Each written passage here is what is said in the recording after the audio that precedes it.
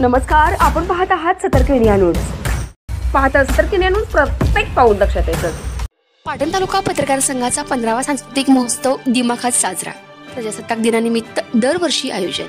पाटण दिनांक 26 जानेवारी 75वा वर्धापन दिन व 76वा प्रजासत्ताक दिनानिमित्त पाटण तालुका पत्रकार संघामार्फत ग्रामीण शालेय विद्यार्थ्यांसाठी आयोजित केलेला 15वा सांस्कृतिक महोत्सव 2025 पाटण येथील hotel management institute Balasaheb Desai कॉलेजच्या प्रांगणात विद्यार्थी, पालक, नागरिक यांच्या उत्स्फूर्त प्रतिसादात साजरा झाला. यावेळी विद्यार्थ्यांनी सादर केलेल्या देशभक्तीपर गाणी, लावणी, पारंपरिक नृत्य, प्रबोधनपर नाट्य, विनोदी नाटिका, कोळी नृत्य अशा विविध रंगी सादरीकरणाने उपस्थित प्रेक्षकांची दाद मिळवली. उपस्थित मंडळींनीही तितक्याच प्रमाणात प्रतिसाद देत विद्यार्थ्यांवर बक्षिसांचा वर्षाव देखील केला.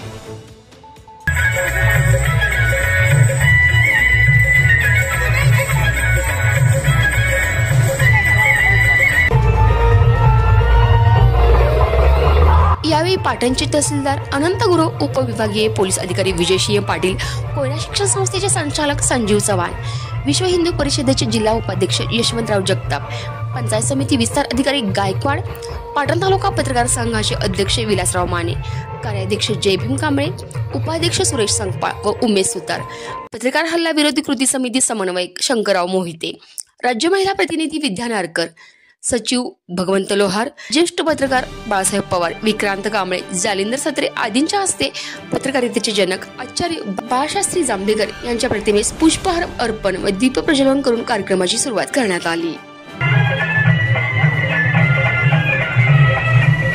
विद्यार्थ्यांच्या अंगी असणाऱ्या सुप्त कलागुणांना वाव मिळवून देण्यासाठी प्रजासत्ताक दिनाचे औचित्य साधून सांस्कृतिक कला महोत्सवाचे आयोजन पाटण तालुका पत्रकार संघामार्फत केले जाते. ही बाब कौतुकास्पद आहे. या माध्यमातून विद्यार्थ्यांना वेगळे व्यासपीठ मिळाले. तसेच पाटण तालुका पत्रकार संघाने अनेक वर्षे सांस्कृतिक ठेवा ही जोपासला असल्याचे प्रतिपादन उपस्थित मान्यवरांनी केले. आणि या संपूर्ण महत्त्वपूर्ण अपडेटसाठी सतर्क इंडिया न्यूज पाटण तालुका प्रतिनिधी नितीन खैरमोडेसह सतर्क इंडिया न्यूज संतोषी जगदाळे.